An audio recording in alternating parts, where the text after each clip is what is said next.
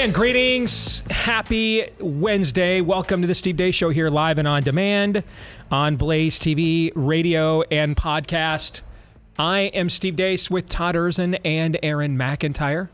Want to give a quick shout out to my new buddy Doug Osmond. Yes, he is it's one of those Osmonds. Last time I was down in Dallas, I was having a rough day trying to save the Republic. And our good pal Jill comes up and says, "Hey, I've got a fan of the show I want to introduce you to." I said, "Sure."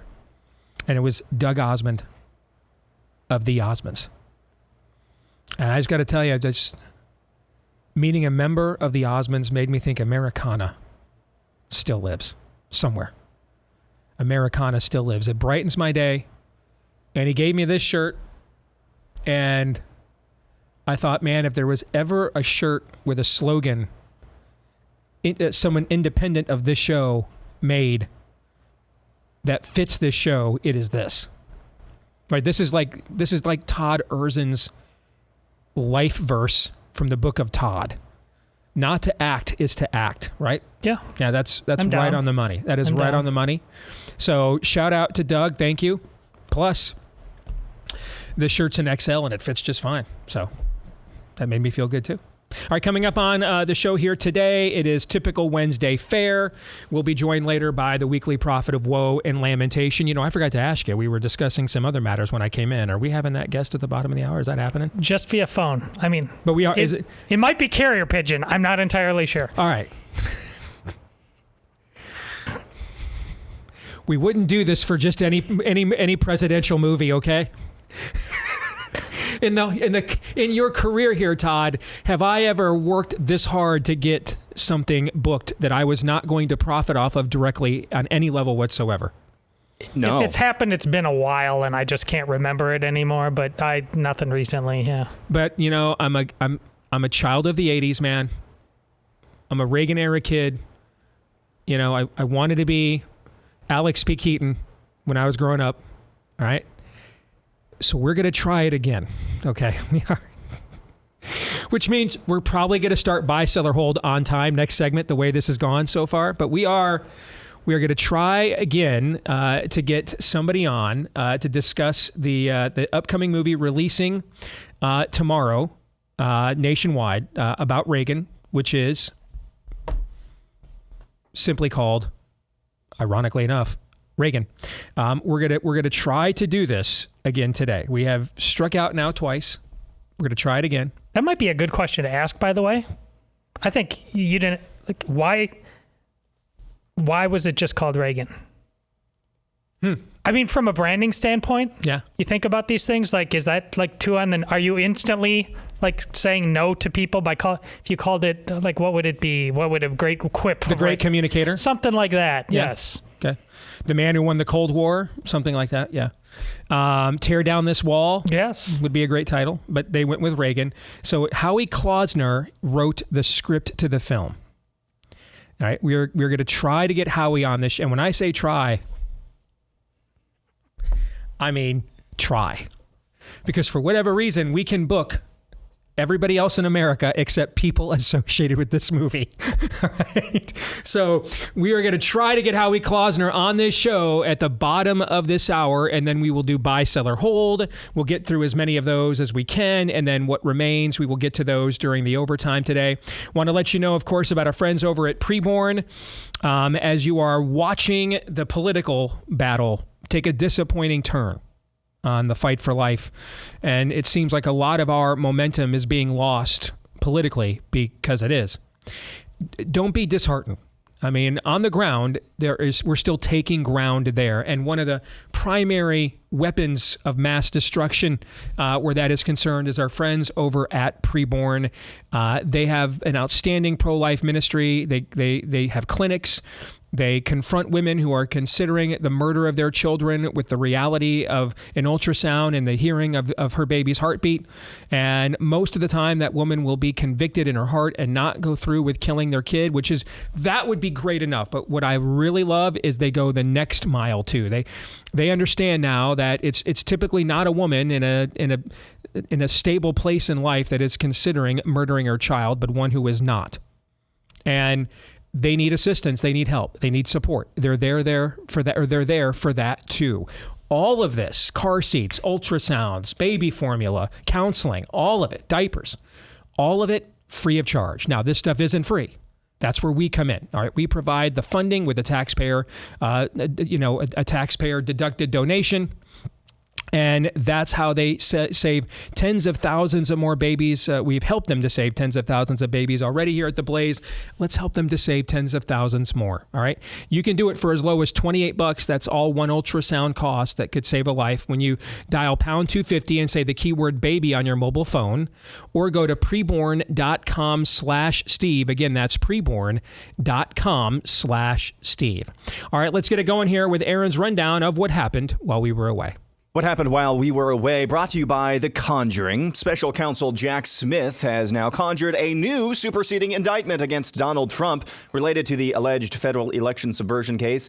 The revised indictment from a Washington, D.C. grand jury is a slimmer version of the previous indictment with fewer allegations about Trump's conduct. It's a reaction to the Supreme Court's ruling earlier this year that found Trump had, quote unquote, absolute immunity for acts committed in his official capacity as president or as a candidate. Trump responded on Truth Social saying in part, quote, no presidential candidate has ever had to put up with all this lawfare and weaponization directly out of the office of a political opponent, end quote.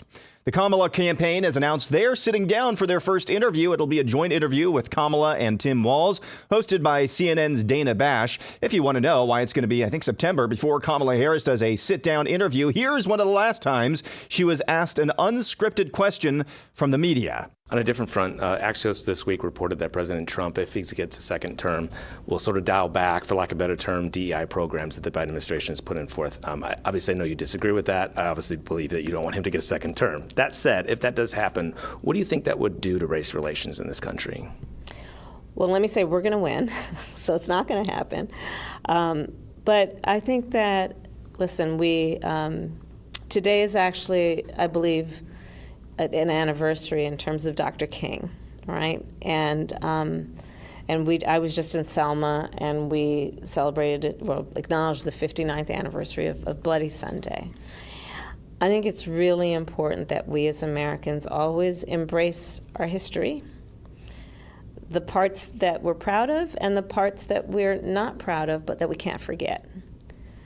And we should all agree that we should teach history, we should learn history if we're to ever have an accurate idea of where we want to go and where we don't want to go in the future. And that means also acknowledging the importance of diversity. It means acknowledging the importance of the fact that everyone should have equal opportunity to compete and equity. And then, of course, inclusion, that, hey, let's look around the room and see who's not here, and did we leave the door open? Kamala is now attempting to bribe first-time homebuyers, saying if she's elected, she'll give them $25,000 to put towards a new home.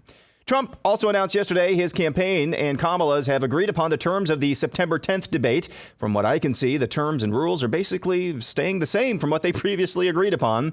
And perhaps her biggest flip-flop yet, Kamala's campaign issued a statement yesterday saying she now opposes electric vehicle mandates.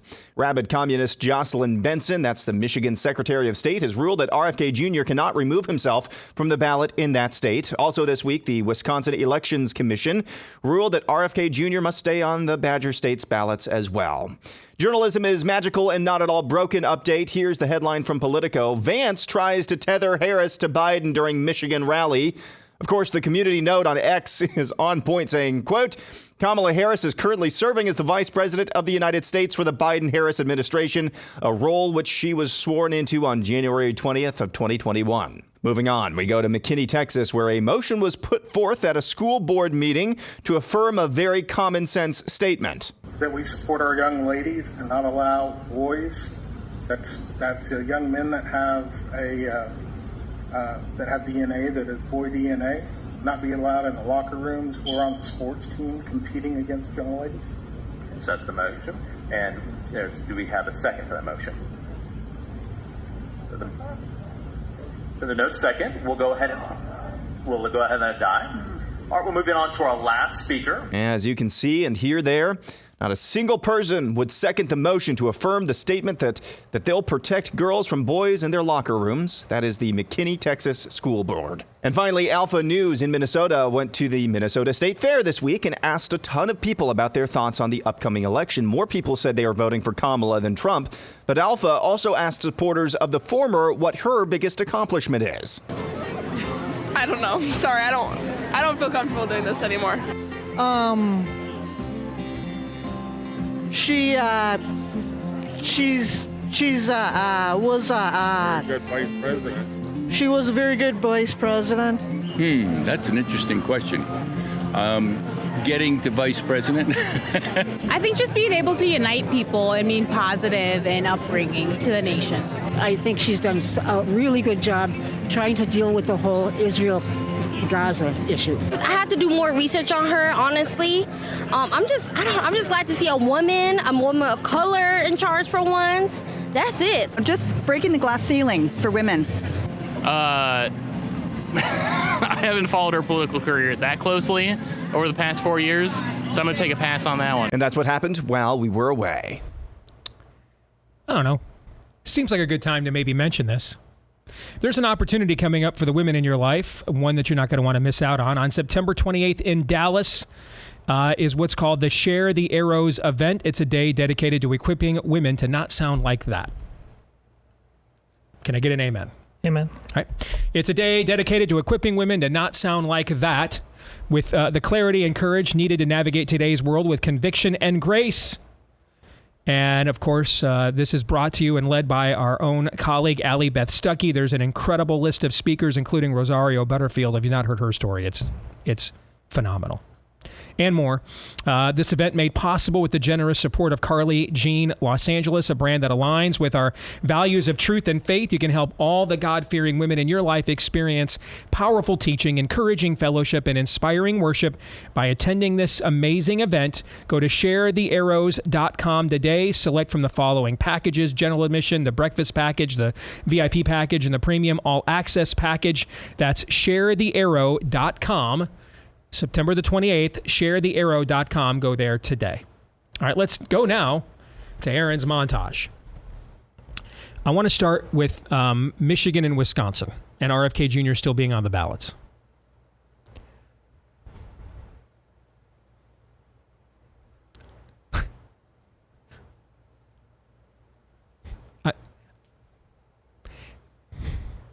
Sorry, I'm at a loss. I didn't intend to be. It's just... It's so brazen. It's so obvious. Because no one's going to be held accountable. Jack Smith's attempt at heading into Labor Day to resurrect indictments that the trial calendar could not possibly act upon in time for the election has more credibility than the people running the elections in Michigan and Wisconsin. And especially Michigan. And I go back to the special that our friend and colleague Sarah Gonzalez did, focusing on the state of Michigan earlier this summer. She filmed that this winter. I don't know what the margin of cheating is. I saw a collection of state polls today from Rasmussen, who I've pointed out, Rasmussen has a clear methodological bias in favor of Trump, demonstrated. But because their bias in favor, their methodology's bias in favor of Trump is not as pronounced as the corporate media bias against him, they've actually been one of the most accurate pollsters of the last two presidential cycles in 2016 and 2020. At least on a national level, they were. I'd have to go back and look at their state results. But, I mean, I looked today, and they basically have every battleground state other than Arizona and Georgia within 1 or 2 points. And that's the most favorable pollster Trump has.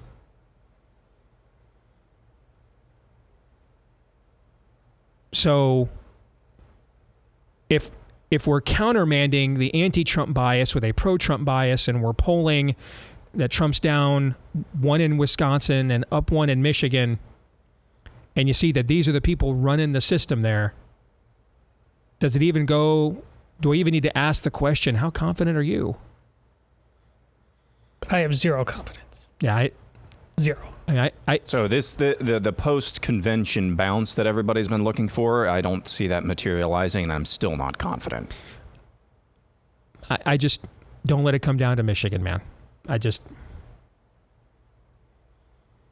don't let it come down to Michigan. I don't know how many votes it takes to win.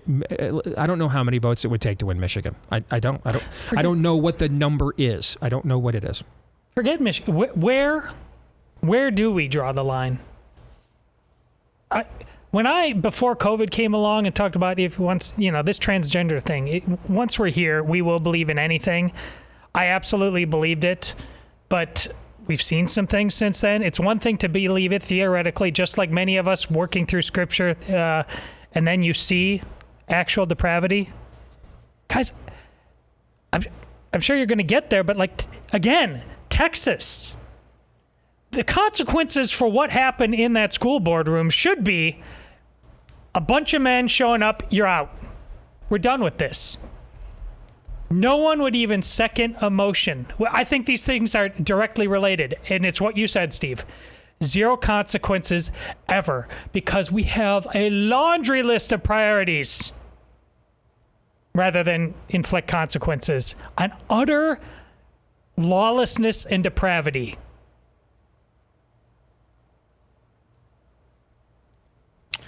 I'm looking at the 2020 election results.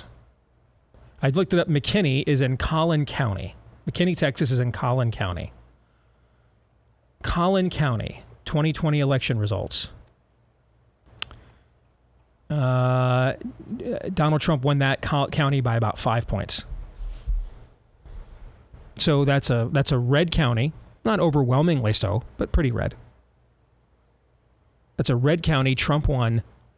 And there's your school board silent when the question is posited, are we going to protect the women or not?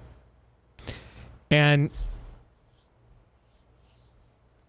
everything is a narrative nowadays.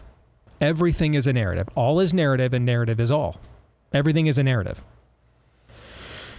So I don't know what it would take to win Michigan. And that's before we even get to Wisconsin, which I think is more winnable, but also has what I was told by a really good little birdie, the worst voter rolls he's ever seen, which would explain how bad the polling has been in Wisconsin. The polling in 2016 and 2020, it was the worst battleground state polling of Wisconsin's been the worst of any battleground state of the last two presidential elections. So then how do you win? You have to win the narrative. You have to win the narrative.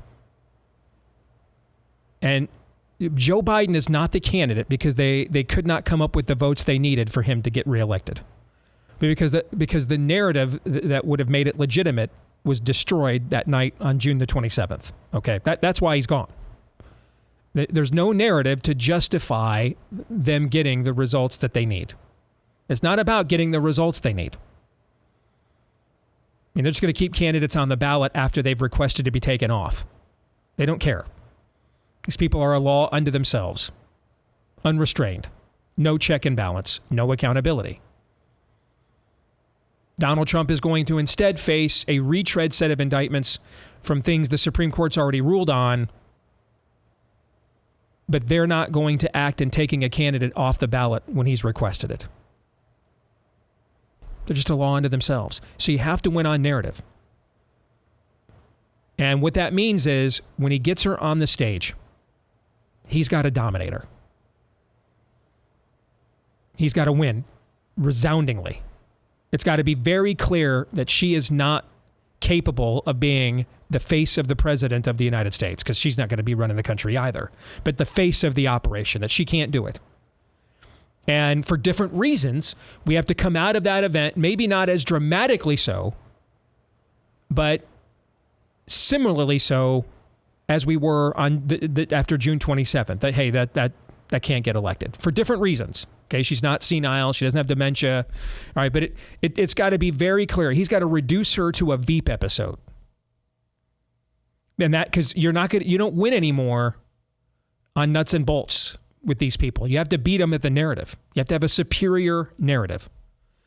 Remember during COVID when we marveled how there could be no control groups? You remember this? Like after years and years of being lectured by our progressive friends that Sweden was the country we were supposed to become the most like, and all of a sudden they acted like they didn't know where Sweden was. Do you remember this? What is the Sweden? I don't know what that is, right? Okay.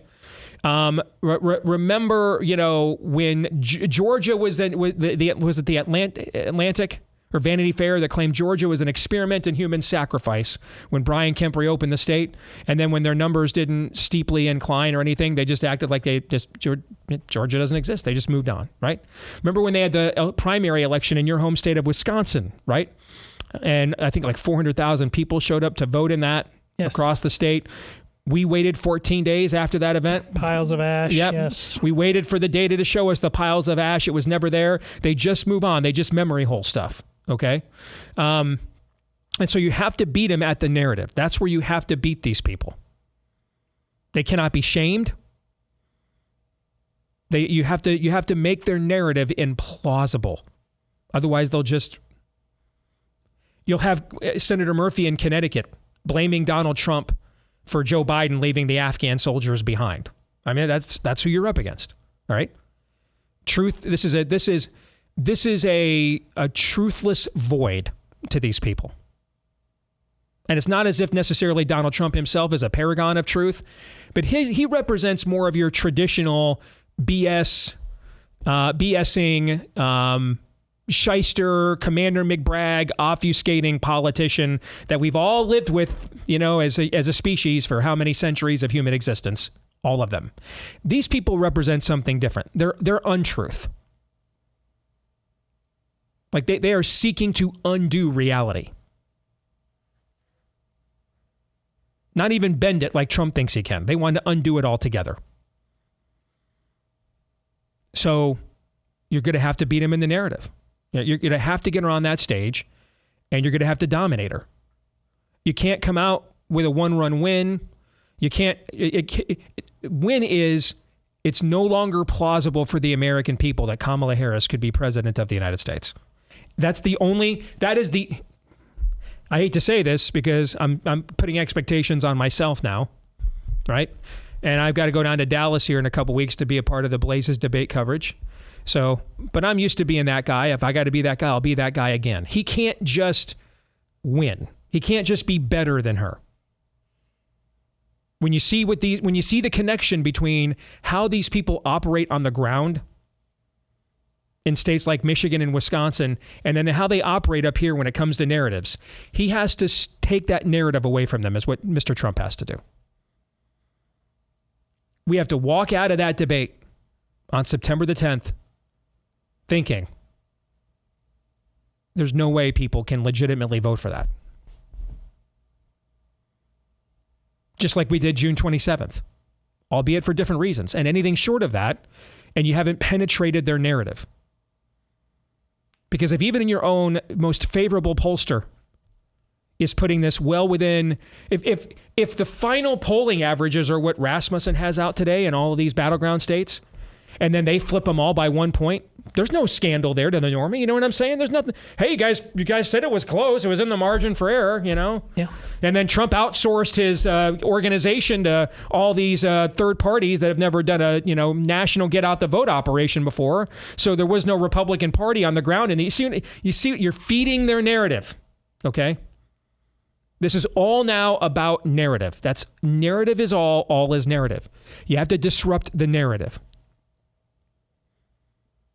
And so this debate on September the 10th that is going to happen now, he has to relegate her to unelectable. Anything less than that, and you risk them doing exactly what they did in 2020 all over again.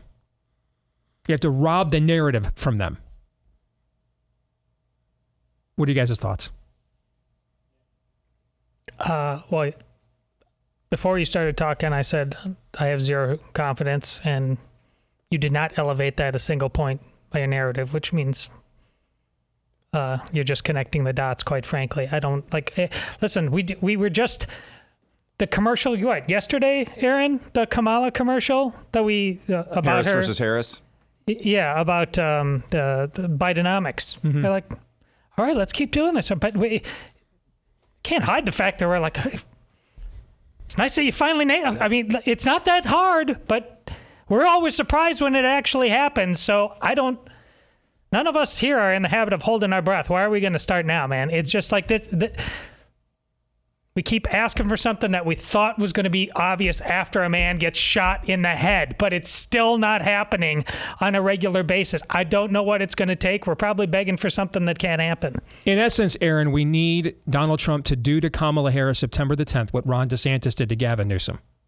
That's probably a better analogy because neither Kamala or Gavin are senile. But we all knew coming out of there that Gavin Newsom was a spent force as a national standard bearer this cycle, that he had just been decimated there. I mean, he didn't come across as, senile or anything of that nature, but it was very clear that as a national political brand, that was not going to happen. And that's what needs to happen here. He has to do that to her to disrupt their narrative that will justify them just, doing on the ground on game day what we all know they're going to do in these states. Yeah, so it was also very clear in the lead up to the Trump-Biden debate earlier this summer that Donald Trump, at least from my vantage point, he took prep for that debate very seriously. Mm-hmm. That was very obvious from the word go. I hope he does the same thing here because I think the Kamala strategy, here's what I think is actually happening here. The thing with aren't they going to debate? The mics, are the mics going to be muted during that thing? That was not a serious quibble at all. All that story was earlier this week was a massive troll to get under Donald Trump's skin. Because did you see what the statement was that the Kamala campaign came out with?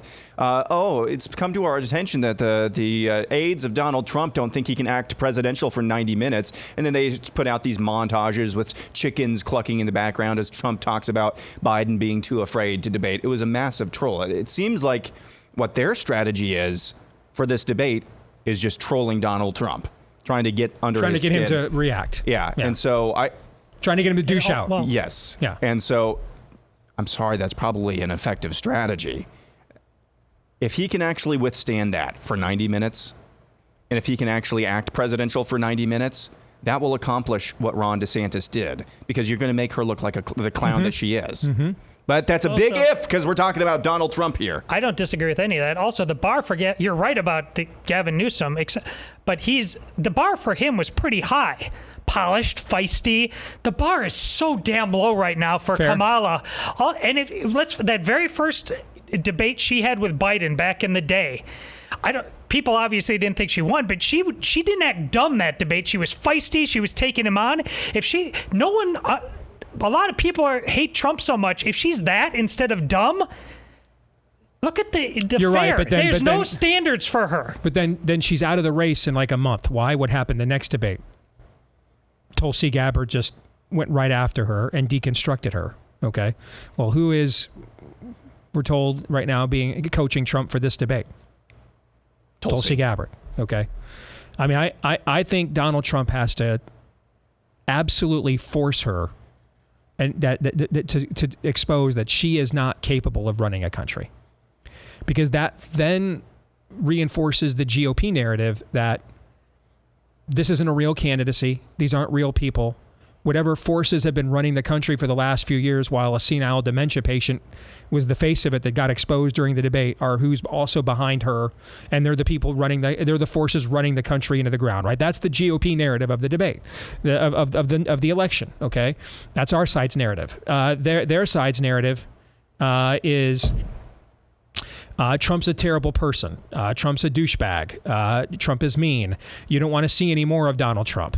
You've seen enough, okay? That's their side's debate, or their side's narrative. So one of those narratives is getting fed. Anything, and we can't have a draw. A draw won't work. It can't even be like a close win. We definitively need our narrative to win the night like we did June the 27th. Otherwise, you run the risk of feeding in their narrative and, oh, shucks, we just so happen to win a close one by all the turnout in these cities all over again. More in a moment.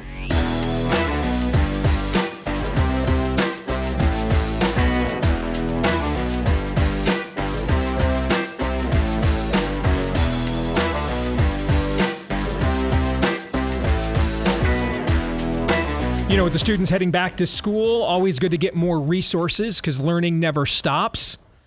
That's why we're happy to tell you about our friends over at Hillsdale College. They've made it easy for you to learn all the more with the Hillsdale College Podcast Network. You can learn from Hillsdale by listening to one of its excellent podcasts while taking a walk or driving to work. And the content and the quality of Hillsdale's podcast, including the Larry Arnn Show, the Radio Free Hillsdale Hour, the Online Courses podcast, all are top-notch. You can find them on all your major podcast platforms. They've got millions of downloads, and it's just one of the many ways that our friends at Hillsdale are defending liberty on the battlefield of education. So find your new, we hope, second favorite podcast today on the Hillsdale College Podcast Network at daceforhillsdale.com. Dace4, F-O-R, daceforhillsdale.com. Again, that's daceforhillsdale.com. Perhaps the third time is the charm. Howie Klausner is the scriptwriter for the new film releasing nationwide tomorrow, Reagan. We welcome him here to the show here on The Blaze. Howie, Steve Deace here. It's a pleasure to have you with us, brother. How are you? Hi, Steve. Good morning from Newport Beach, California. It's great to be here. So, Howie, take us back to the very beginning of this project, how you got brought into it, and why you wanted to be a part of it. Well, I tell you what, the very beginning for me was the night of, I believe it was May, I can't tell you the date, of 1981, when I watched Reagan return from the hospital and back to work at the joint session of Congress. And that night, watching that just outpouring of love and respect and brotherhood and everything, it was just one of the most significant nights of my life.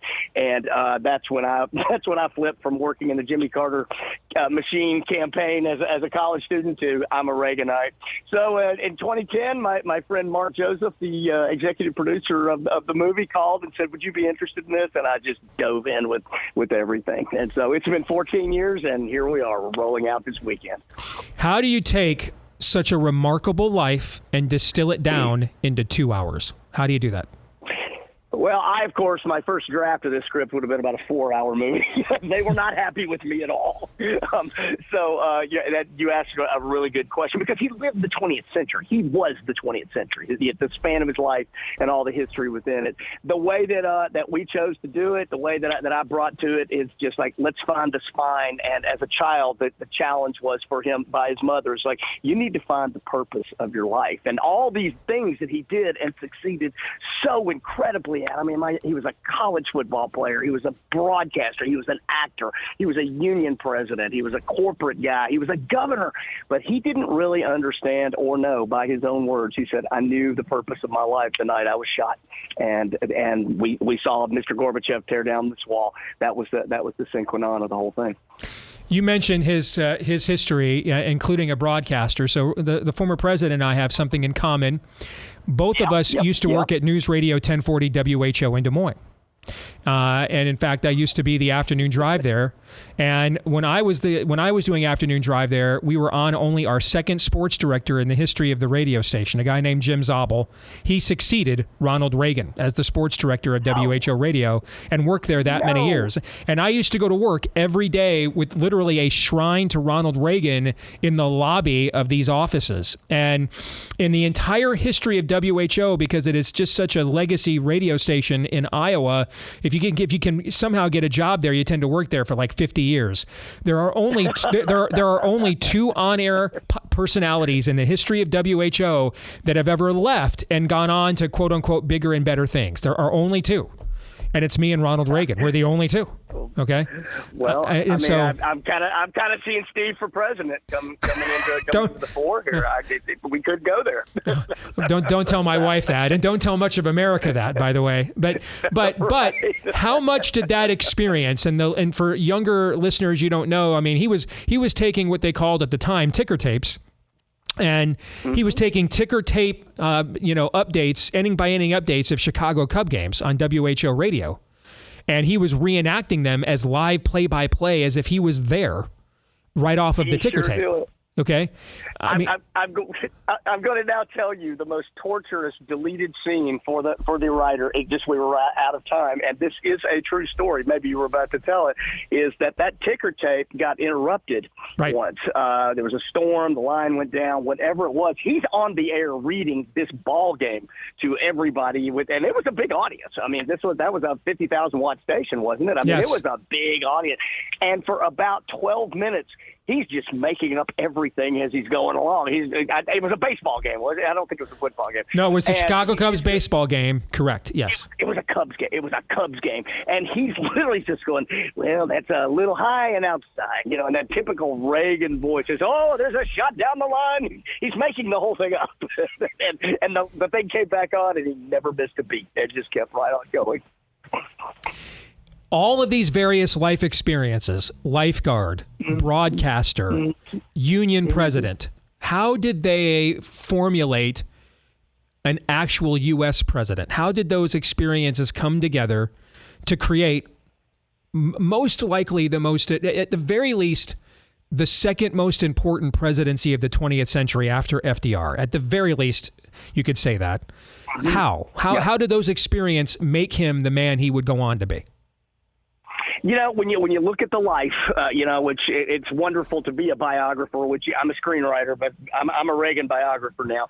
When you look at it start to finish, you can see how every chapter absolutely formed him. And thank you for bringing up the lifeguard thing, because I believe it was the lifeguard thing that formed him for the rest of his life. He even said it himself. He said, "I could see when people were in trouble before they could." And that really, you look at every other chapter, you look at him as a broadcaster like yourself. He was the great communicator. He was. You listen to what that guy said, because he was so good at it. Even as an actor, people used to sort of deride that thing. It was, well, he's just an actor. He's not really a president. As he said, it is the role of a lifetime, because you're a leader and you have to act like a leader. Everybody should go, if you're going to leadership school, watch Ronald Reagan, because he understood. I represent the United States of America. So you look at everything, and then of course as a governor, he learned how to govern. So all these things, when he was looking for his plans, he's figuring it's all forming him really for that chapter of his life, the presidency, and ending with bringing down the Berlin Wall.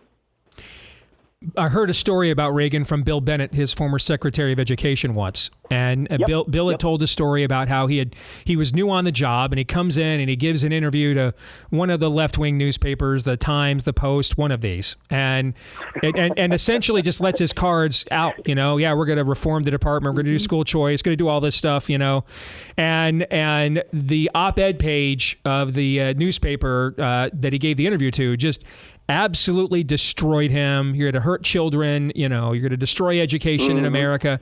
And so he goes in, this is right before his very first cabinet meeting as a member of the cabinet. And he goes into the cabinet meeting, and he is getting, this bleeping guy kind of looks from the rest of the cabinet, right? Like, this new guy comes in here and making everybody's job harder.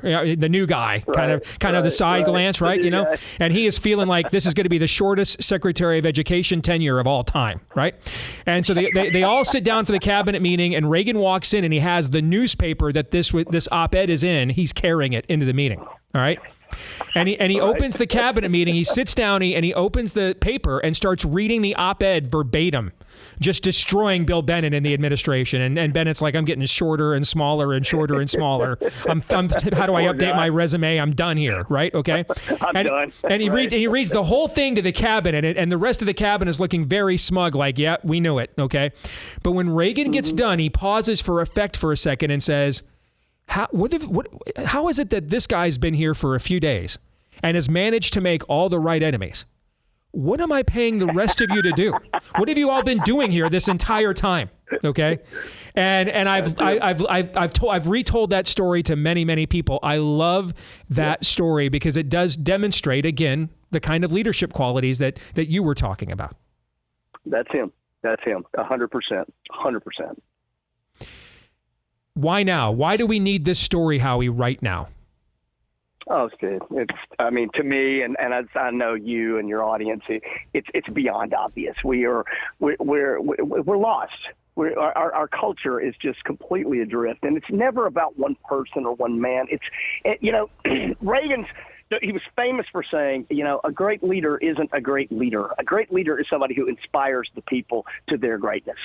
And that is what's so desperately missing right now. We can talk about the nuances of what's happened politically and everything in this country, but more than anything else, I mean, what we sought out to do, and I think we succeeded, is to make a movie that makes us remember how great we really were, and for those born after 1985, how great we can be again. We're still a great people. If he were here right now observing all the insanity going on, he would still say, this is still a great people, a great country. Our leadership is not doing the greatest job, and I want to say that to both sides. But more than anything else, this was a guy that loved his country. He loved people, even those who disagreed with him, even those who just lambasted him in the press and elsewhere. He just killed them with kindness because the guy was about love, and it works every time.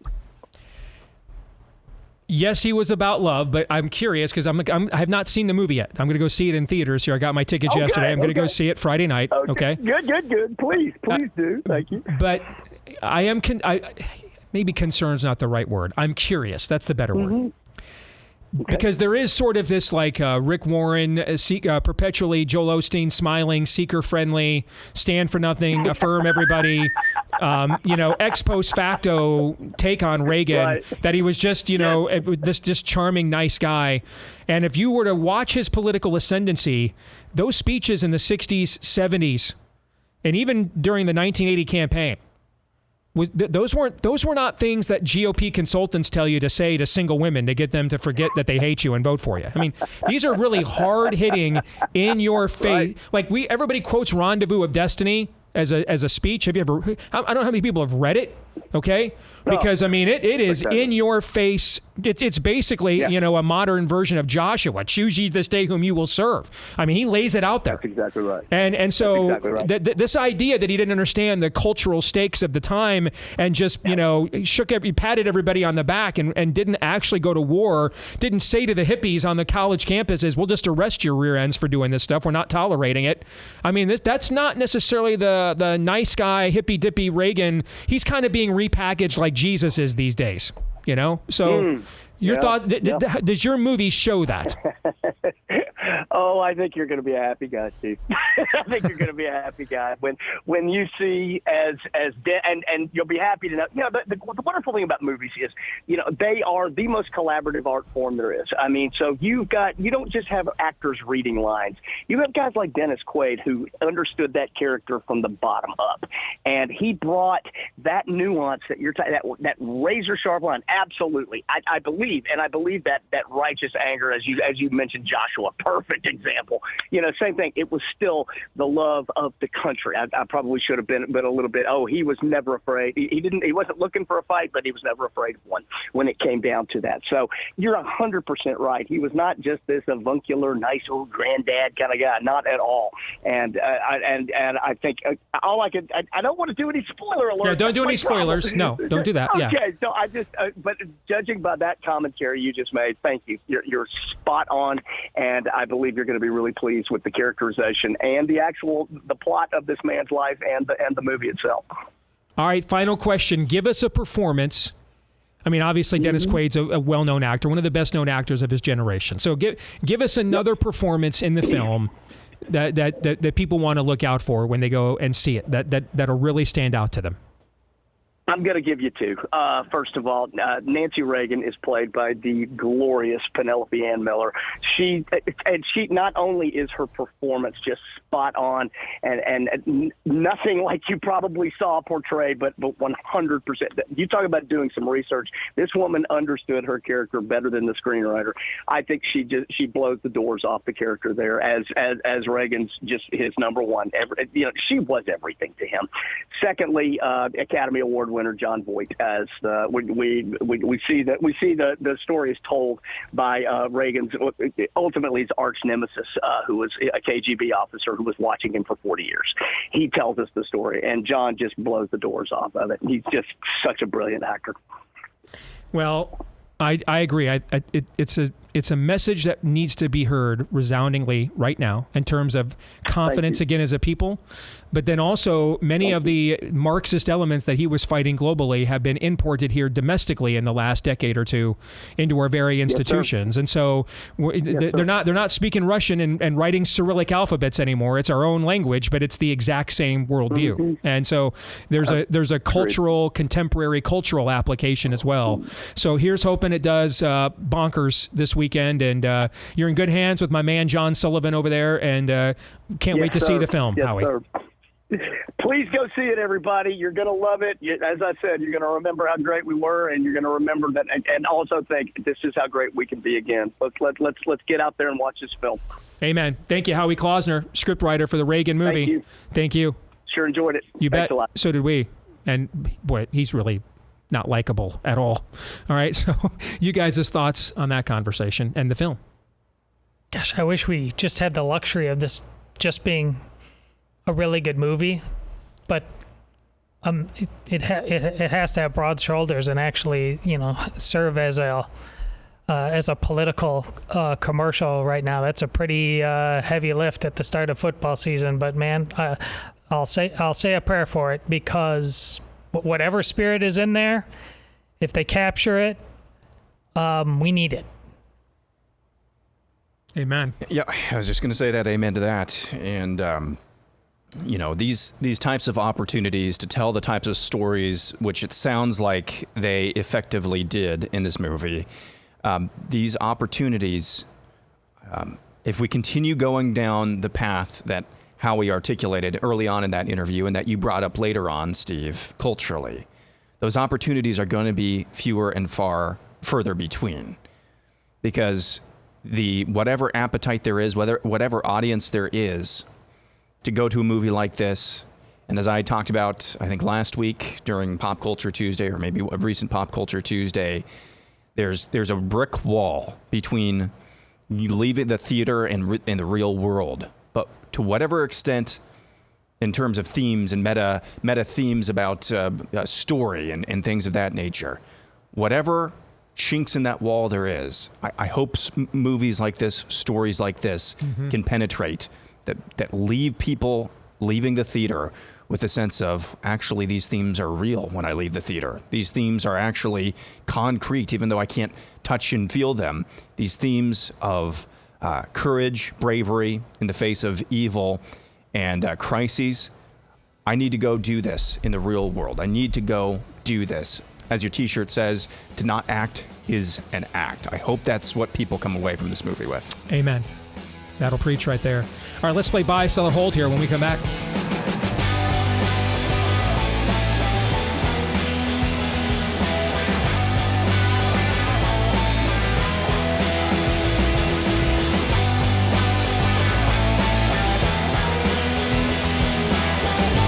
Back here with Hour 2, live and on demand on Blaze TV, radio, and podcast. Steve Deace here with Todd Erz and Aaron McIntyre and all of you.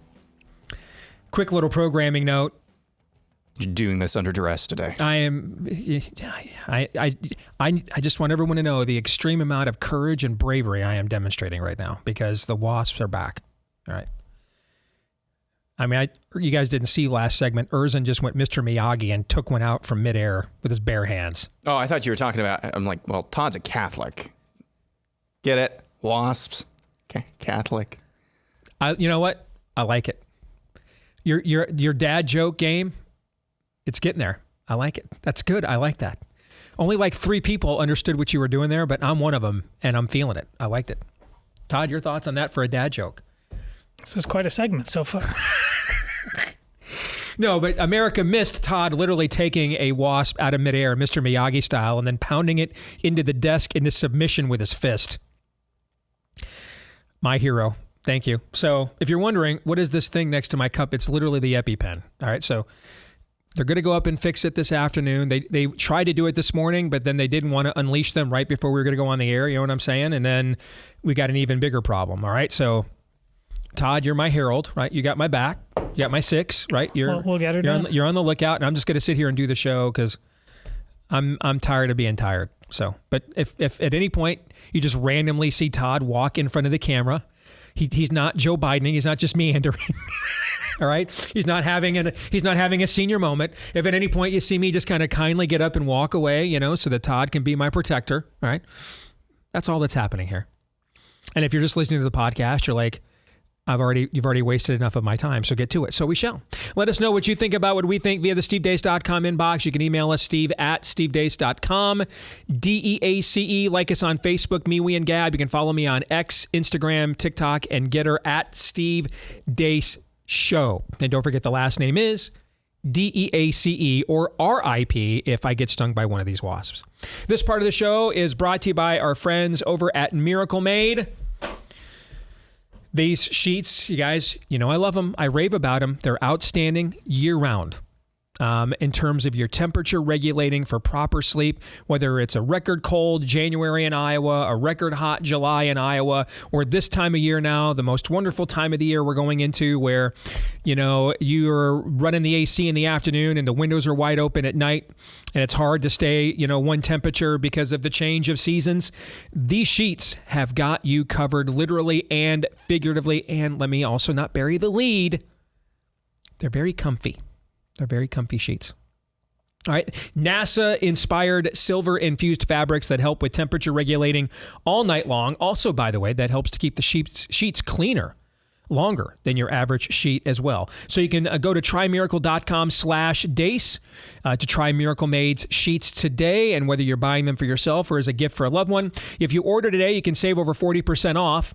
And if you use the promo code Deace at checkout, they'll throw in 3 free towels and an extra 20% off as well.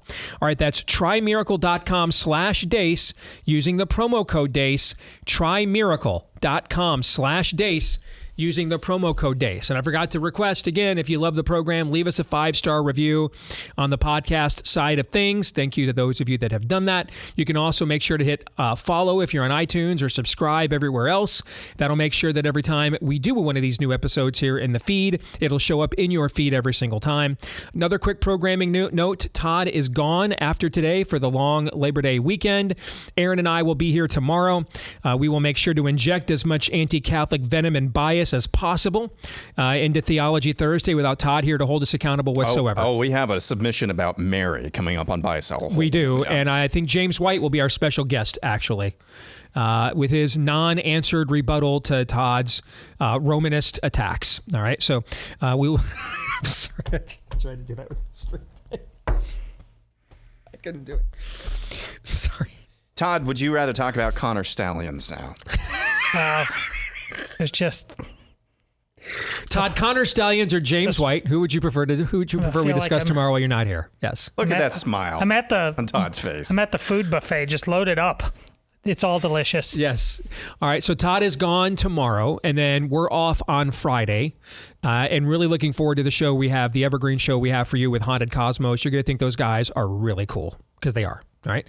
And then we just have nothing Monday for the holiday, and then we'll be back on Tuesday. And then our plan is, even if I'm off to the races. Yep. Even if I'm not here, I'm at a hotel somewhere in a remote location because I've got something to do for the election or a speaking engagement. Our plan, good Lord willing, and the creeks don't rise, as we're here live every single day between then and the election. That's our plan. So we'll see if we can stick to that. Oh, except for one day. One day, I forgot. I've got my annual Michigan football. That's later in September. That'll be one Friday. It'll be taped, but everything else will be live and here. We hope, health and weather permitting until the election. All right, let's get to it. Let's play some buy, sell, or hold. We'll get to as many of these as we can. We'll get to the rest in the overtime. Daniel Horowitz coming up here at the bottom of the hour. And this is where you have given Aaron your submissions. Todd, you and I have not yet seen them. Aaron will then roll them out here in real time. You and I will react in also real time with a buy or a sell, plus an explanation why.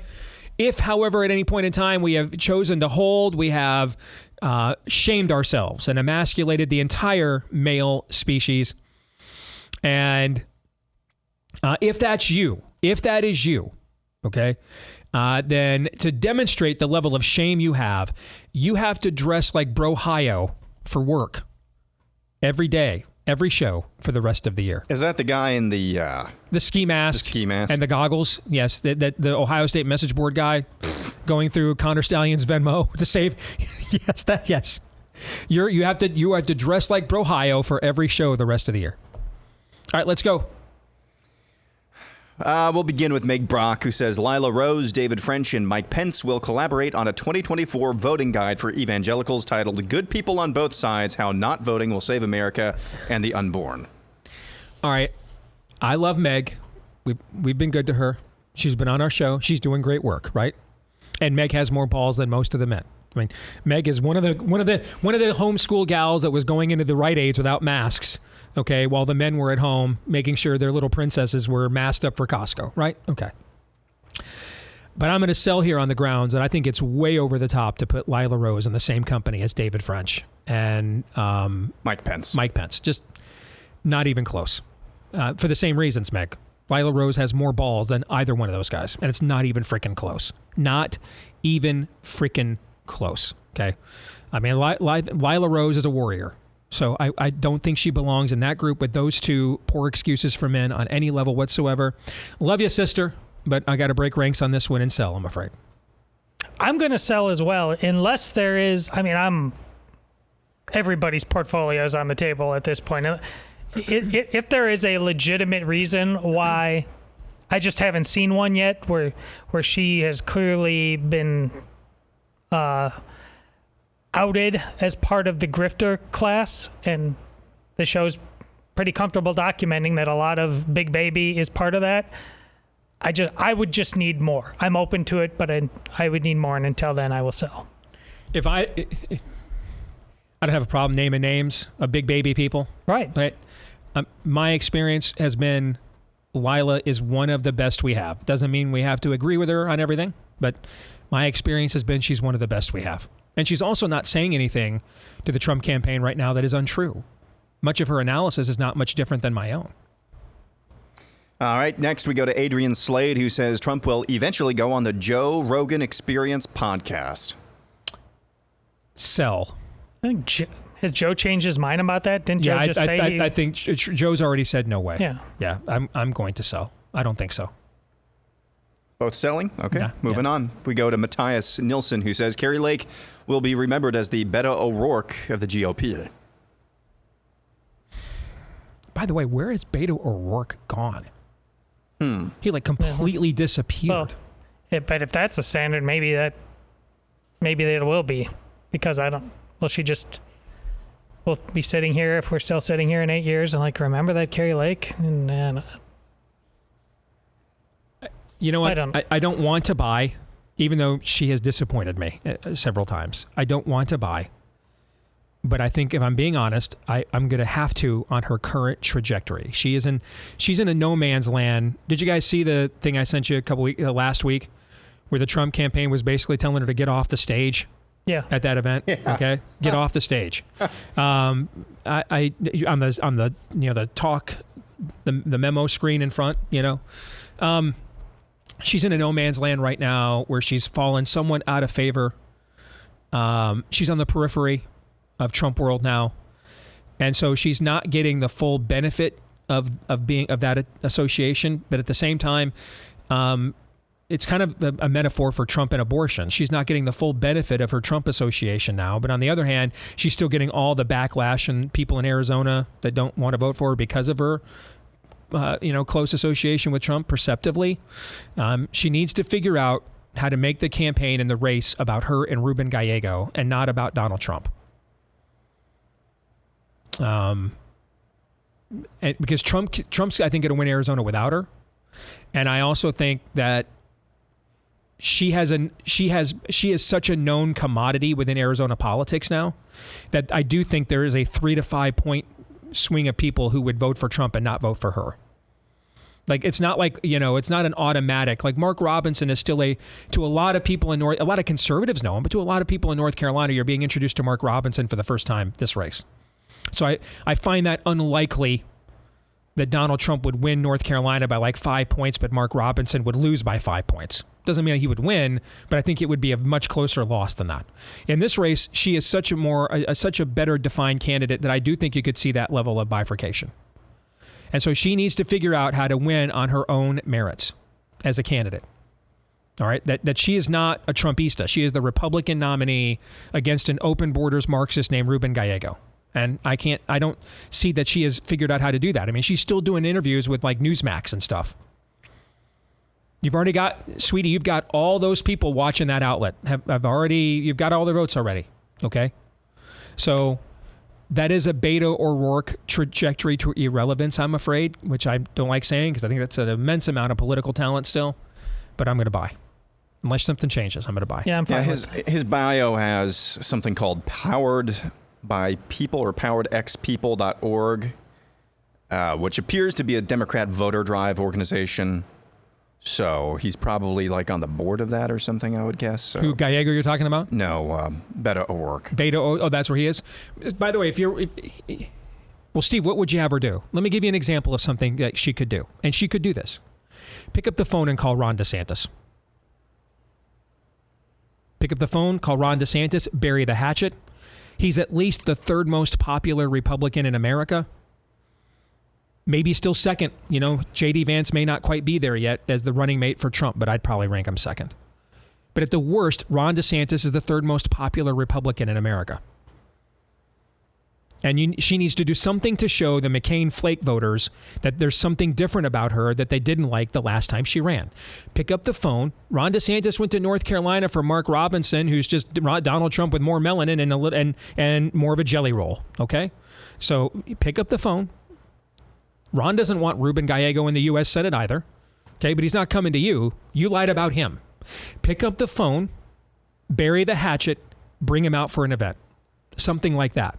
That she could do to demonstrate to the people of Arizona that don't want to vote for her because of who they think she is, that she's maybe more than they thought she was. Next, we go to Gen X Ked, who says, as Trump endorsements go, Lindsey Graham is more excited to get behind RFK Jr. than Tulsi Gabbard. I see you. I see what you did there. Bye. Yeah. But because of the nature of that post, I'm not going to say I'm feeling you, if you catch my drift. Bye. Yes. Next is Jason Rowland, who says the college football 25 gaming engine is fundamentally flawed. Just kidding. That's great. Oh, that's so good. I was gonna have you pause right there and get Erzin's reaction, but then he got to the just kidding. Okay, that was great. I love trolling Todd on this stuff. It's enjoyable. Go ahead. I'm sorry. Self-righteous non-Trump Republicans on X are becoming the man in the temple that thanks God he is not like the others. I think that's true for some of this. I think that is true for some. I'm going to sell because I think there are legitimate concerns, okay? And let's face it, it's not like Trump's doing a great job of closing the loop here on the pro-life issue. Fair? Yeah. Okay, so he opened this up, right? This isn't, he doesn't have to do it this way. He's not a victim. I mean, he is provoking some of this, for sure. And there is certainly an element of it, and we've gone after it a little bit, but I don't want to paint all of that blanket of a broad brush for fear that now I'm actually being self-righteous on my side. You see what I'm saying? Mm-hmm. There are some legitimate concerns, and Trump has opened himself up to this with his own pro-life messaging. He has invited some of this. So I share much of your frustration, Jason, but I'm not quite willing to go that far, so I'm going to sell. Yeah, I'll sell as well. Next is Jeffrey Preston Bezos' Stan account, who says Cruz beats Allred by at most 1 percentage point. I will sell. I think that it's more likely Cruz will win by 10 points than 1 point. Yeah, sell. Next, we go to Data Mask, who says dismissing the rise in autism rates as just changes in diagnostic criteria is like ignoring more sexual assault reports due to a culture of increased reporting. Both explanations imply a benign status quo, discouraging further investigation and action. That last sentence there, what did you call it during COVID? The unfalsifiability fallacy. Yes. You can't. Basically, that's your way of saying Rush's old saying, I can't disprove a negative, right? Yeah, basically. Yeah. All right. But with much bigger words. Okay. That's kind of what I read the last sentence of this post is quantifying what that looks like, you know? And nothing says I'm really confident in my positions quite like I won't open them up to any scrutiny or skepticism at all, right? I mean, That's always the people that don't want their positions scrutinized are usually on the right side of history. We have determined that's usually how the math works.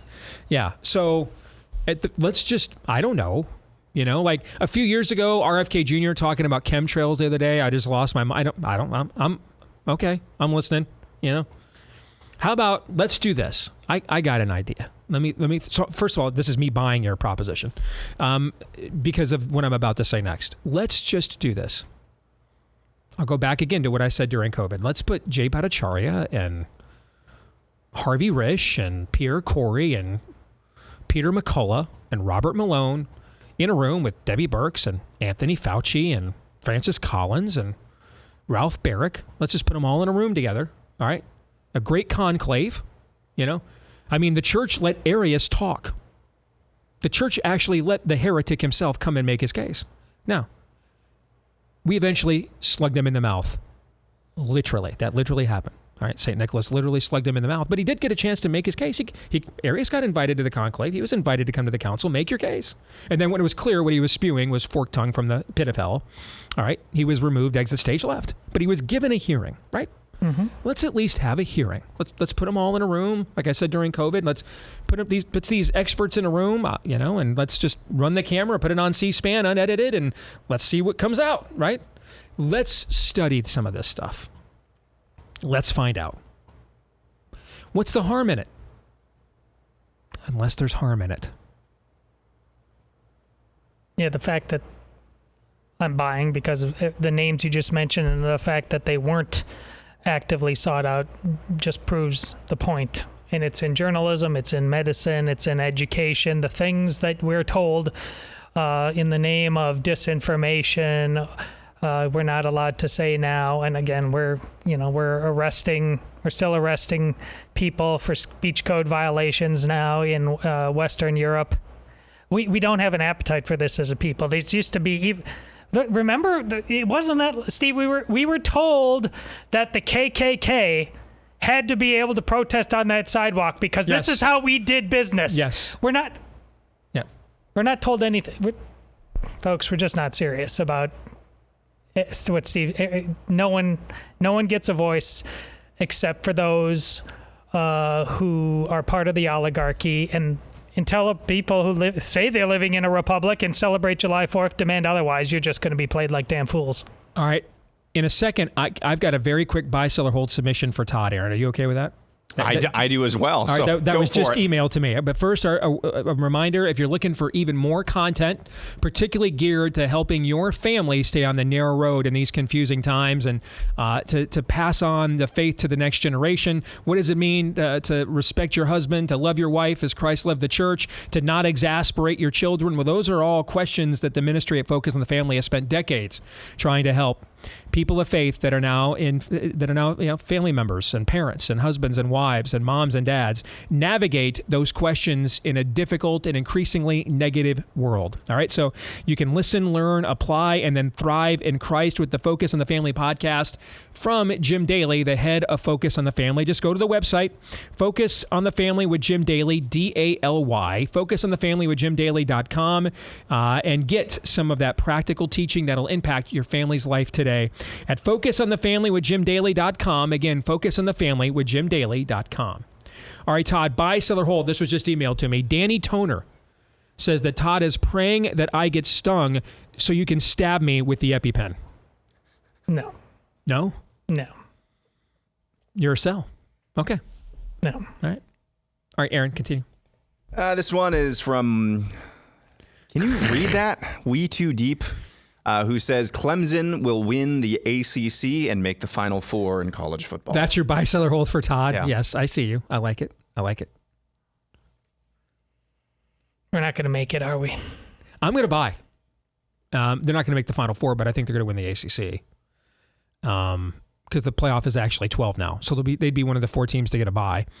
But I think they're going to win the ACC. Now, I think it is possible they get absolutely poleaxed by Georgia Saturday. But I think they're going to win the ACC. I'll buy that. I think after they come get their whooping this weekend, I think you'll see Dabo come back and remind people that he's still pretty good at this gig called coaching. All right, our next one is from Tyler Bruder, and it's one of those lists where it takes courage to step into the squared circle. But at the same time, you better not miss on a list like this. Okay.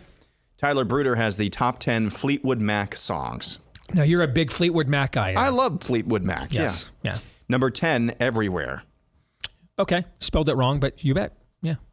Number 9, Tusk. Probably their most underrated song. Yeah, I'd probably have Everywhere higher, but okay. That's an interesting video, by the way. You ever seen the video to that? Mm-mm.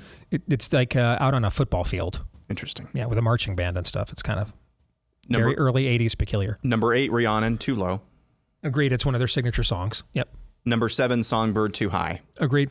Yeah, you and I are on. Todd, where are you at on this so far? I like Fleetwood Mac, but I'm not even associating.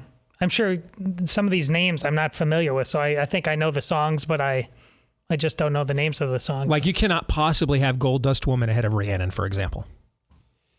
Number 6, Dreams, Too Low. Agree. Way too low. One of their signature songs. I remember the first time I ever heard that song. I was probably 10 years old, and I was in the passenger seat of a U-Haul on I-90 just west of Sioux Falls. It was a dark and stormy night. And it was. We were, the first time I ever heard this song, we were heading out to Spokane, moving my brother from Tennessee to Spokane. And we were heading into a thunderstorm just west of Sioux Falls, and this came on the radio. Really surreal experience. Number 5. It's also surreal listening to you recount it. Yeah, yes. Yeah. Number 5 is Landslide. Yeah, I just don't think you can put Landslide and Gold Dust Woman ahead of Rhiannon or Dreams for that matter. Number 4, Gold Dust Woman, Too High. Now, the top 3 are dynamite choices, just an argument about necessarily which order, and they're all from the same album. Number 3, Don't Stop. Number 2, Go Your Own Way. Or number 1, The Chain. I know that's your number 1, isn't it? Yeah. Go Your Own Way would be my number 1, but these would be my top 3. Day. I mean, Go Your Own Way is more of an earworm than The Chain, but I like The Chain probably a little bit better. I assume you know some of the history of the band, that they were literally dating and breaking up with each other while doing all these songs. Yeah. Yep. Todd, your thoughts? Well, like I said, I like them, and Go Your Own Way is my favorite, so it was high enough. I'll buy. This is a good list, but I'm still selling. Too many alterations that we made. So I'm selling. And Aaron's been making these alterations since he was in the back. Never mind. I did that. I remember the first time I made an alter. Sojourner Mary in Idaho says smoked sweet potatoes topped with pumpkin spice and pecan streusel. Ooh, I will be making a sojourn to Mary's house in Idaho. Actually, I'm a buy. Have you had smoked sweet potatoes? I'm not a huge sweet potato guy, but smoked sweet potatoes cubed. Oh man, those are good. I don't really care what's at the bottom if it's topped with pumpkin spice, pecan streusel. I don't really care what's at the bottom. So buy. Phrasing. I like sweet potatoes. I'll buy. Next, we go to this top 10 departments in the new Kamala administration. Oh my from Tiny gosh! Johnny. Do I need to? Am I going to get fired for any of these? Number 10, the Department of Fentanyl. If you can't stop the flow, just go with the flow. Yeah. Number 9, the Department of Children Transition. Number 8, Department of China. Well, to be fair, that's the pretty US much in government. that's every administration almost. Number 7, Department of What Can Be, Unburdened by What Has Been. That's good. Number 6, Department of Minor Attracted Person Expansion. Oh, I hate you. Number 5, Department of Vote Monitoring. Yeah, there's a lot of that going on. 4, Department of Food and Water. Are we still going to be permitted that? Or yeah. Minimum rations in the gulags. Yes. Number 3, Department of Acceptable Religions. Preach on that. Yes. Number 2, Department of Official News. And Nice. number 1, the Department of Joy. Yeah. Trump would be wise to read Roll that that like the poop map and Governor DeSantis. Yeah, it wouldn't hurt. I like it. I'll buy. Also, I was concerned. Yeah, I mean, if we're going to get into Kamala, there can be a lot of departments, if you know what I'm saying, Money. Ooh. So I was kind of clenching at what was coming down the pike, but you kept it on the level, so I'll buy. Well done. Yeah. Made a mistake. I missed this one. We'll go back here. This is Chit Bat Crazy. Mount Rushmore of low-hanging fruit. Figs, grapes, apples, and Lindsey Graham. I'm tired. That's excellent. Yeah. That is just excellence right there. I mean, that's a homily right there. I'm in. I'll buy. 100%. Love it. This is from Coach Phil Smith, Todd's top 5 college football teams this year. Yes. Number 5, Low T University. Nah, that'll work. Yeah. Yes. Dude, I'm listening to a local podcast who promotes a tea shot company. And they're talking about how they go in for their tee shots. These hosts go in for their own tee shots every single week. Yes, every single week. And I thought that was bad enough. And then they started talking to the proprietors of this tee shop. And there's like, yeah, all your listeners are coming in. It's crazy. Like half of our business comes from your listeners. What's this podcast about? Sports. Yeah. Guys. It's not a bit, guys. It's like, are you sure you want to be promoting that? I don't know. That half of your listeners are. Anyway. Go team! Anywho, back to the list. Number 4, pleated khaki sweater vested college. That'll preach. Yes. Number 3, Bing State. I like it. Number 2, nice idle you got university. Nice. And number 1, way too comfortable state. Yep. Yes, that's a good list. Yeah, that's pretty good. Bear with me here. Can you tread water here for a little bit? Because I absolutely something screwed up for me on my slides. No, in fact, I'm just going to leave you hanging. In fact, and I got to. You okay with that? That we just leave him hanging, make it really uncomfortable and cringy for the audience. On him here, and everybody knows that Aaron is totally unprepared and screwed this up, and should have known better. I fixed it now. Let's go to Jeff Gibson, who says, when it's finally truthfully told, China was behind the Trump assassination attempt. Sell. I mean, not that I can't believe it, but I need more than that. I'm going to sell because they wouldn't have missed. China isn't leaving this up to the math club flunky. Okay. I don't think China would have missed. Final one before we get out of here for this segment. Nick says the next president goes full-blown road checkpoint authoritarian in a self-inflicted broad-scale emergency from domestic terrorism that finally finishes off the Bill of Rights. Your papers, please. I could see this happening. If you're saying the next president is Kamala, bye. I don't know if we were meant to read between the lines along those lines, but if you're saying that, bye. I'm going to sell because I don't even want to internalize such things right now. Okay? But I'm going to sell. But you're probably right.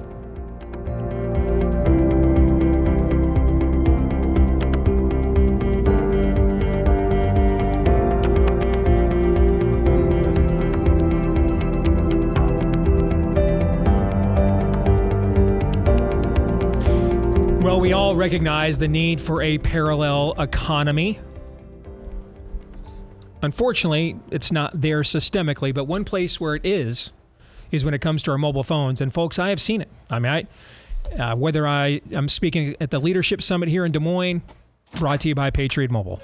I'm speaking at a conference in Pigeon Forge, Tennessee for faith-based filmmakers, brought to you by Patriot Mobile. In fact, the nefarious panel we did was literally in an auditorium sponsored by Patriot Mobile. So when we have been telling you all these years that Patriot Mobile does take what you give them and they take those profits and reinvest them back into the country and the kingdom, I've seen it. They absolutely do it.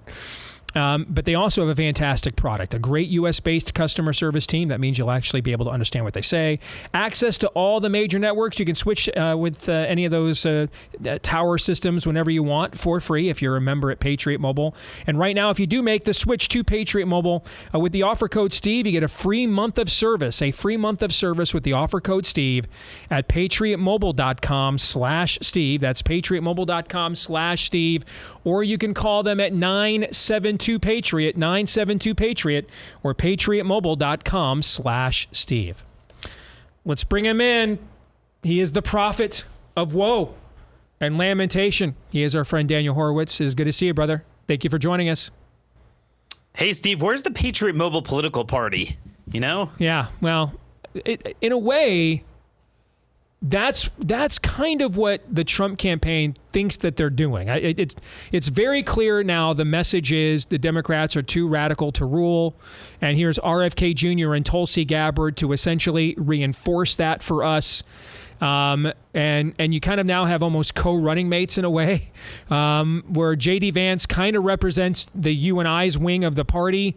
We would have some nuanced differences with him on approaches to things, but a lot of our ideological premises would be similar. Okay, so they're kind of co-running mates right now. Okay, and so J.D. Vance represents kind of the traditional right-wing base, and RFK Jr. kind of represents more of your Big Tent, expand the party, bring in a lot of the disaffected people, the Brett Weinsteins, the Naomi Wolfs, that people that you and I got to know during COVID, okay, as fellow dissenters, right, against the regime and the narrative, kind of welcome them in. And RFK Jr. is kind of that inflection point and or confirmation of that, to then go to normie America and say, hey, these people are too radical to rule. I'm not the radical here. I'm the one that's attracting Democrats, okay?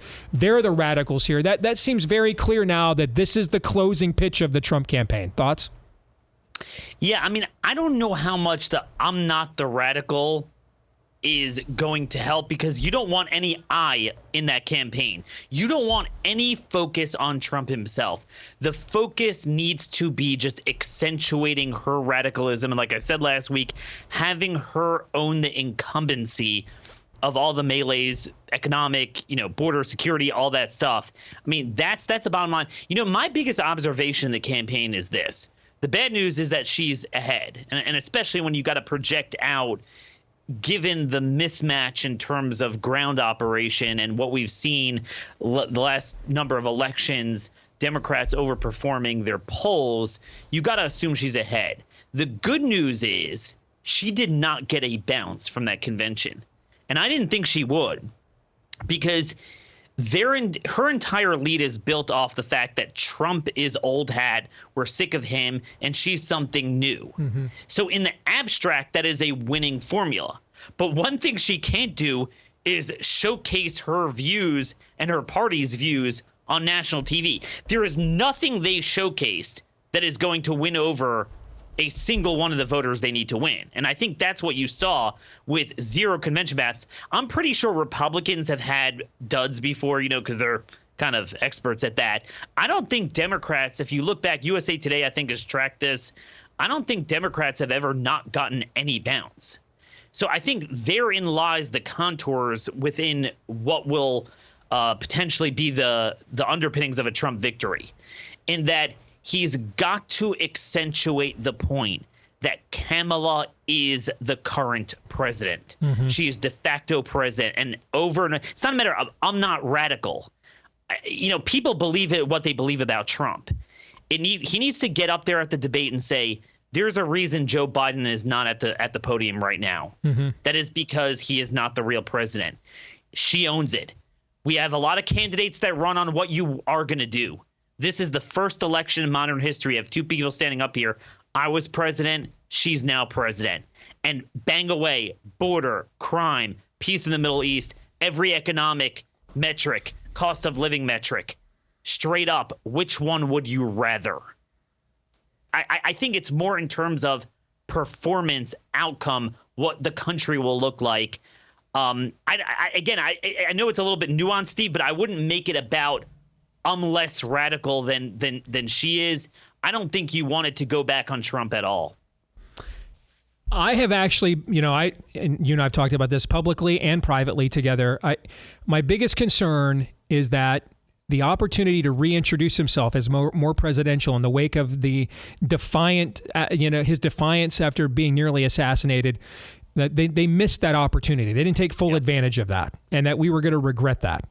I do actually think since the Democratic convention ended, the campaign has strung together. You can see actually like a strategy. It's not like just, hey, randomly we had a good day. You can see the strategy. All right, right after the convention, roll out RFK. Okay, the weekend, Monday, roll out Tulsi Gabbard. All right, the commercials are ready to go. Here's Kamala, what she was saying, acting as vice president compared to what she's saying now. I love having the former president doing these long form podcast interviews where he comes across at least more personable than just standing up there riffing, to his audience. And most of America just can't stand that act outside of his audience. And so you're seeing, whether it's this Theo Von guy or Dr. Phil or Sean Ryan, he even expressed like contrition and self-awareness in the Sean Ryan interview that he made some poor appointments, for example. I'm feeling like really good, like this is good stuff. I think we're stringing together some days. And then I see stuff like this morning, okay? Michigan's just like, RFK Jr., we could leave him on the ballot anyway. We don't care. Right? Wisconsin, we could leave him on the ballot anyway. We don't care. Even Rasmussen, the most favorable pollster to Trump, the only pollster that overestimated Trump's support in 2020, puts out a series of battleground state polls that in the states that we need to get over 270 are well within their narrative margin to justify cheating. I think people need to understand Biden is not gone, okay, because they couldn't get the votes they wanted, but because no one was going to buy that he could get the votes that they got, okay? They're creating a narrative where it's now you can see that she could get 80 million votes, right? And that's what concerns me, is that if even the most pro-Trump pollster we have publicly still has this still within, in these battleground states, a narrative that would justify them running their game plan. Even though I like the vibe of it, I feel good about the vibe about where things have been here for the last 4 or 5 days. But when I get confronted with that again, and I get concerned. It's been a better 4 or 5 days. Like I said, the good news is she didn't get a bounce, but I don't think she went backwards. And I think the reality is that she was always ahead. And I don't think anyone in our industry does a service to the cause that they feel is most cherished, AKA that Trump needs to beat Kamala Harris, by assuming we have the ball in the end zone when we don't. And that's why I think you and I have been advocating you need a big play at the debate. You need a big budget fight over a key issue. You need to you need an onside kick. You don't have enough time. You gotta do something to get 2 touchdowns where you only have a few minutes remaining. That's the way I have always viewed the election. Again, I'm happy to be proven wrong, but given the circumstances that we have seen the last number of years, you have to assume, even like I like the way you put it, even if Rasmussen is the most accurate poll, I would have to, if I were betting money based on the results the last couple of years, I would have to give the edge to Kamala and the Democrats. And especially when you factor in the fact that Democrats are running away, even in the Republican pollsters, with every single governor and Senate election in all, I was going to say 6, it's actually 7 states, because they're running away with the governor's election in North Carolina.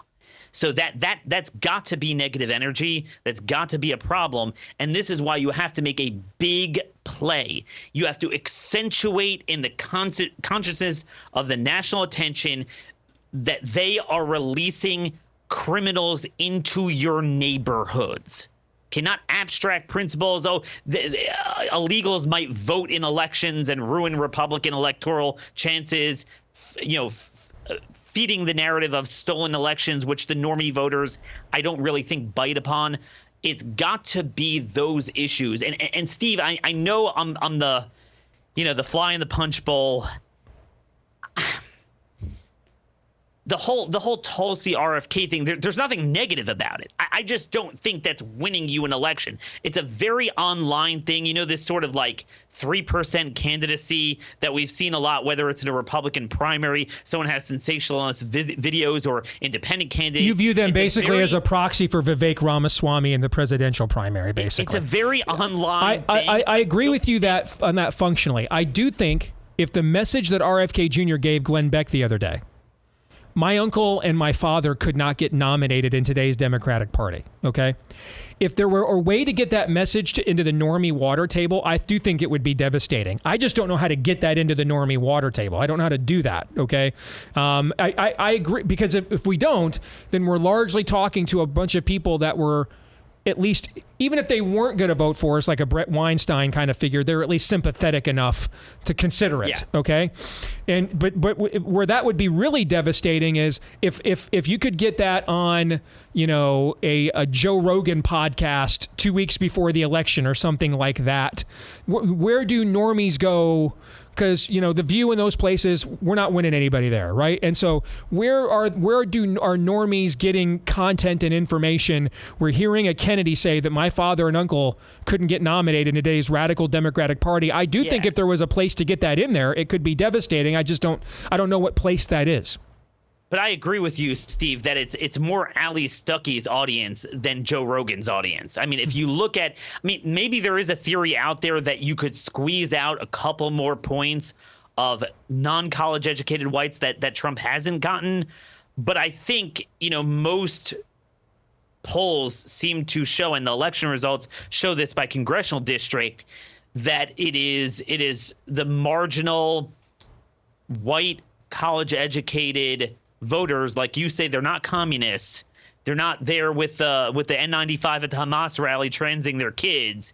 They don't like what's going on, but they just don't like Trump. Mm-hmm. And you need to get in their minds the dislike of the current melees and have Kamala own it more than they're thinking about what they don't like about Trump riffing on his, what they view as sort of a low-class persona. And I think, again, that is what all the down ballot stuff shows. I mean, I've talked about us losing mid-sized cities, suburbs around mid-sized cities in red states.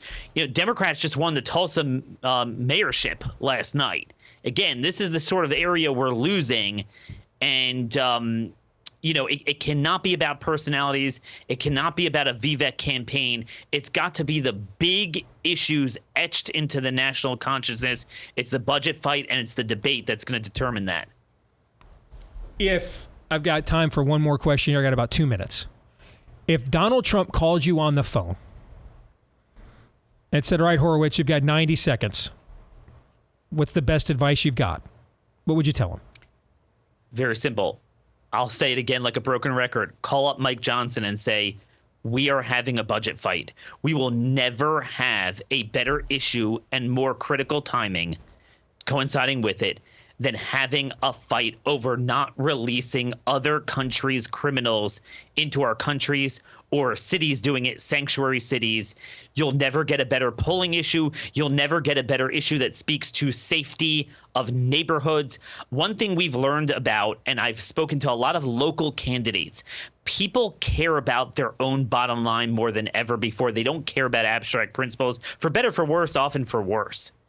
People are acculturated to getting stuff from COVID, getting stuff. People want stuff. Nobody wants their stuff, their homeless shelters, their communities, their education, their healthcare going to other countries' bad guys. I mean, I can't fathom why you wouldn't want that fight September 30th, right when early voting begins. That is the biggest ace in the hole. Good stuff. By the way, I actually think, given the way we communicate today and how fast news cycles move, I could argue that a government shutdown, a prolonged debate over that, is actually the way we need to argue, because it would stay in the news consistently over several news cycles. Because even if you put these things up as standalone bills and Democrats vote against them, you win that day and we just move on to something else the next day. We would keep coming back to this talking point and this debate and issue is the government every shut down? single day.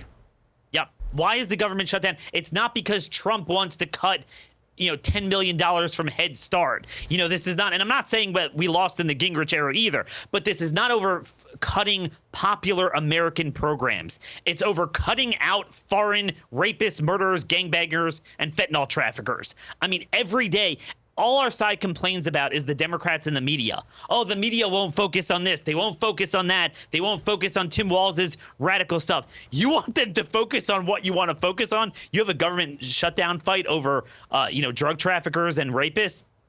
I mean, I can't think of a better issue than that. Good stuff, my friend. Thank you. See you later. You bet. All right, gentlemen, final thoughts here. Well, does Trump not want this fight? Because I am told that Trump does, actually, but Mike Johnson it doesn't want it and doesn't think it can be winnable. The budget that you're talking. No, I'm talking. I'm sorry. I should have been on the border issue and crime and safety. Isn't it? Can it boomerang back at him? And people say, "Well, I thought you were the guy who was going to build the wall and stop this altogether. What happened there?" It's like you said before on some of the buy-sell holds, Steve. You know, there's just, it's not, when you phrased it, it's not as if the people, even when they are being sanctimonious, but if they're just being, if it's really about principle, it's not as if they don't have some kind of argument. And therein lies the problem too. Of course, Daniel's right tactically, but Trump's the messenger on this, and that often doesn't go so well. Aaron? Yeah, I mean, you're holding out hope ultimately on Donald Trump not being Trump. Now, on Sean Ryan's show, as you pointed out the other day, there was some actual contrition there. An old dog maybe learning a new trick. But, you know, this is what we've said about, this is what Todd says all the time about Trump. He is the weather. You can take an educated guess about the weather, but you cannot predict the weather. And you're holding out hope that the weather is going to be fine when it comes to Donald Trump. That's basically ultimately what you're looking at. You hope that it's sunny and 72. Some days it's sleeting. Some days it's 110 degrees. You just don't know. We're going to stick around, finish buy, sell, or hold for Blaze TV subscribers in the overtime. For the rest of you, we will see you tomorrow, noon to 2 Eastern, right after Glenn Beck, right here on Blaze TV. Until then, Romans 8:28.